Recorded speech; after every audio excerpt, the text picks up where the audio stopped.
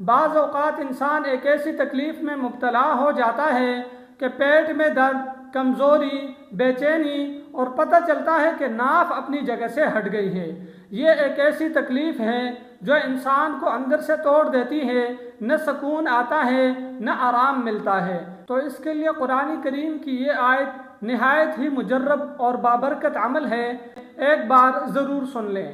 ذالک تخفیف من ربکم ورحمہ، ذالک تخفیف من ربکم ورحمہ، یہ اللہ تعالیٰ کی رحمت اور آسانی کا پیغام ہے۔ تو اس آیت کریمہ کو لکھ کر ناف پر باندھ لیں، دل میں یقین رکھیں اور اللہ تعالیٰ کی رحمت پر بھروسہ کریں، انشاءاللہ تعالیٰ جلد از جلد شفا عطا فرمائے گا اور یہ تکلیف دور ہو جائے گی۔ یاد رکھیں اللہ تعالیٰ کی رحمت ہر درد سے بڑی ہے اور اس کا ہر کرم ہر مشکل کو آسان کر دیتا ہے۔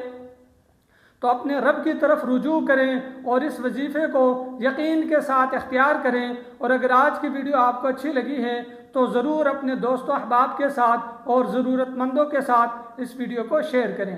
اسلامی وظائف سننے کے لیے اور قرآنی وظائف سننے کے لیے ہمیں ضرور فالو کریں۔ جزاک اللہ خیرہ۔